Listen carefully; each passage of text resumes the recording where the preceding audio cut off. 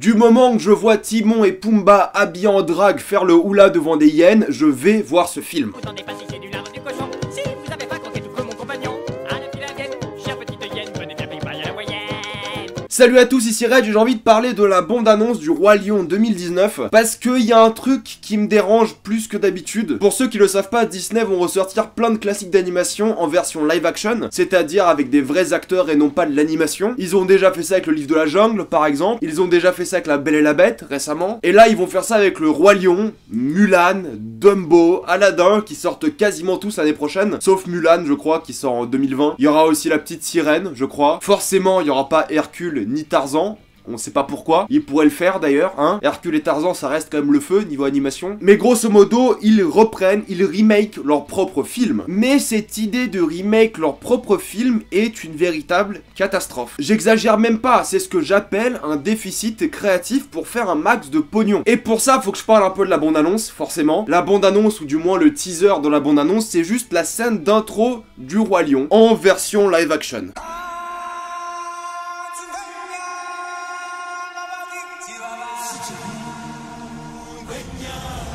Et il y a un truc que j'ai jamais compris par rapport au Roi Lion, c'est que live action, ça veut dire avec des vrais acteurs. Mais dans le Roi Lion, il y a pas d'acteurs, il n'y a pas d'humains, ça c'est pourquoi c'est pas du live action alors. C'est juste de l'animation, mais de l'animation numérique, au lieu d'être de l'animation animée, tout simplement. Donc c'est pas vraiment un film de live action, c'est un film d'animation, genre photoréaliste. Et c'est un peu le but de la bande-annonce, c'est de vous montrer un peu la manière dont c'est trop joli, dont c'est trop beau. Regardez comment Simba il est mignon, regardez comment ses poils bougent quand Rafiki met son doigt dessus. Alors est-ce que c'est impressionnant ? Oui, de ouf. C'est méga impressionnant, c'est genre super beau. C'est peut-être à mon goût un peu trop photoréaliste, c'est-à-dire que c'est un peu trop lisse à ce stade du développement. Il devrait rendre le truc un peu plus genre animal, plus que féerique. Parce que là ça fait vraiment genre trop parfait, trop lisse et c'est pas vraiment ce que j'appellerais de bons effets spéciaux.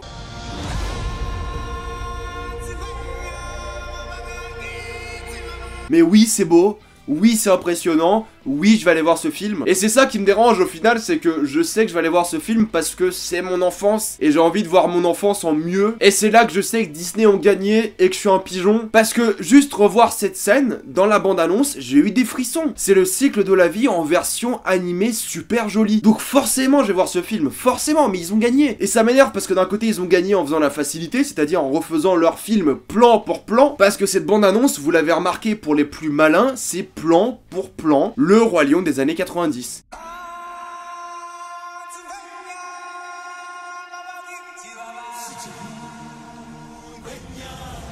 C'est exactement les mêmes plans à quelques frames près, j'ai envie de dire, avec quelques ajouts modernes par-ci par-là, mais c'est la même chose. C'est le Roi Lion que vous connaissez en version jolie, et ça, c'est un problème. Vous savez comment je sais que Disney s'en battent les couilles et ils font juste ça pour le pognon? C'est que sur l'affiche, qui est magnifique, très forte en symbolisme, ils ont même pas mis le nom du film. Il y a juste marqué Disney, le 19 juillet, et juste Simba sur l'affiche. Ils s'en battent les couilles, ils en ont rien à foutre, parce qu'ils savent que vous allez le voir, ils savent que je vais le voir, et ils savent que tout le monde va le voir. Du coup, pourquoi faire un bon film? Pourquoi changer la donne? Pourquoi innover? Pourquoi faire de nouveaux films? Ça sert à rien. Juste avec cette bande-annonce, je peux vous dire que ce film-là sera dans le top 5 des films à plus grand succès de l'histoire du cinéma. C'est évident que ce film va taper du 1,8 milliard de dollars au box-office. Je le sais déjà parce qu'ils ont compris leur audience. Non mais en termes de marché, Disney, c'est des génies. En termes de capitalisme, c'est des putains de génies. Pourquoi faire le cinéma quand tu peux faire le Roi Lion encore une fois? Non, vraiment, je ne peux que féliciter Disney pour leurs idées capitalistes et qui fonctionnent à merveille, parce que ça marche. Vraiment, ça marche. On va prendre l'exemple de La Belle et la Bête. La Belle et la Bête, c'est quasiment plan pour plan le même film. Ils ont changé quelques trucs à droite à gauche. Ils ont eu certains problèmes par rapport à l'animation et au live action. Le premier problème étant que Emma Watson, elle passe pas du tout. Belle, dans la série animée, elle avait un petit charisme, elle avait un petit quelque chose. Emma Watson, elle avait rien du tout. Mais de l'autre côté, ils ont vraiment compensé en ayant une chanson supplémentaire pour la Bête. Une chanson que je trouve vraiment bien foutue et qui méritait sa place dans le film. Et ils avaient un Gaston qui était bien meilleur que dans la version animée. Sur certains points de vue, la version live action de La Belle et la Bête était meilleure. Malheureusement, c'était pas les points de vue importants. Genre le féerisme, on l'a un peu perdu. Genre la danse, elle était pas si incroyable que ça. Mais sinon, c'était une bonne reconstitution de La Belle et la Bête. L'original reste meilleur parce que Belle était pas du tout charismatique dans le nouveau. perso, même s'ils ont amélioré la Bête et Gaston, comme je vous l'ai dit, l'original restait meilleur, parce qu'il était fait pour l'animation et il passait beaucoup mieux. Là, je sais très bien que cette version du Roi Lion sera la même version avec quelques trucs en moins, dont la fameuse chanson de Scar qui ne sera pas dans le film. Ils l'ont annoncé, mais soyez prête, n'est pas dans le film. D'ailleurs, le casting de ce film est énorme.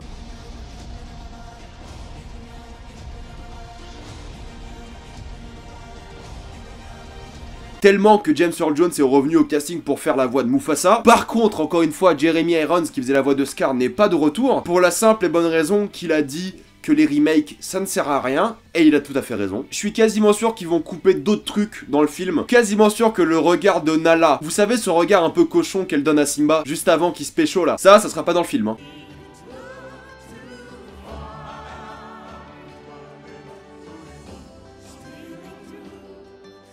Ça, à l'époque, c'était trop pervers pour que ce soit dans le film. Et même la mort de Mufasa, je sais même pas si elle sera aussi dramatique que dans le film. Soyez prêts à revivre la mort de Mufasa en HD. Ça, vous allez repleurer, soyez prêts. Mais c'est ça le problème au final, c'est que je m'en fous d'être prêt. Je m'en fous de revoir Mufasa en version live action, animé, trop joli. Moi, j'ai déjà le film de l'époque. Je m'en fous de tout ça. Moi, ce que j'aimerais que Disney fasse, c'est qu'ils mettent ces 2 millions de dollars dans un nouveau projet. Un nouveau truc bien, qui fera peut-être moins d'argent, mais qui sera, je sais pas, inventif, créatif. Là, c'est juste le Roi Lion, en version jolie, pour te faire plaisir.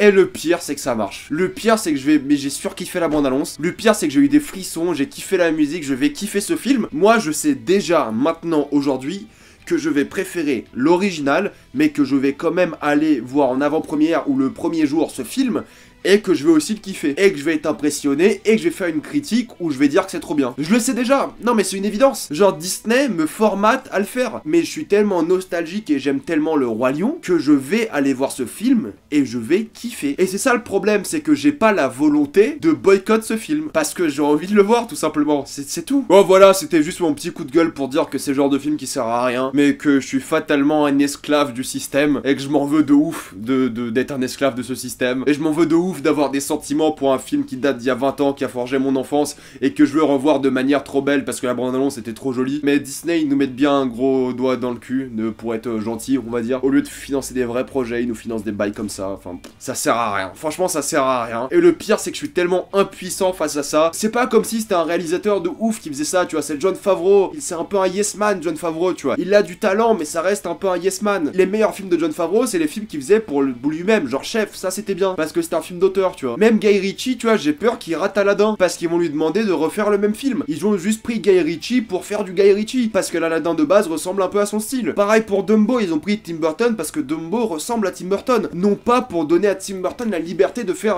Dumbo, tu vois. Le pire, c'est qu'ils vont moderniser tout ça. Ils vont rendre la chose progressiste. Ils vont nous influencer avec leurs idéaux à la con libéraux. Ça me fait toujours marrer le libéralisme moral d'une grosse production, d'une grosse boîte comme Disney, comme ça. Alors que le libéralisme capitaliste, ça, ils kiffent à mort. Hein. Libéralisme moral, ils sont là pour te juger et te dire ce qui est bien ou pas. Hein. Bref. Le Roi Lion, ça ne sert à rien. La meilleure chose à faire, c'est boycotter le film, mais personne va le faire, et je vous comprends, moi non plus. Mettez-moi dans les commentaires ce que vous avez pensé de la bande-annonce du Roi Lion. Dites-moi qu'elle est bien, dites-moi que vous allez voir le film, je comprends. Pensez à vous abonner pour plus de vidéos. Demain, enfin, la vidéo sur Narcos Mexico, demain matin. Pensez à me soutenir gratuitement grâce au lien dans la description et dans le commentaire épinglé. Suivez-moi sur Instagram pour des critiques exclusives. Si vous voulez un t-shirt, vous avez encore 25% tout le week-end sur punkplink.com. Suivez-moi sur Twitter pour toutes les news, et moi je vous dis à la prochaine fois. Salut à tous.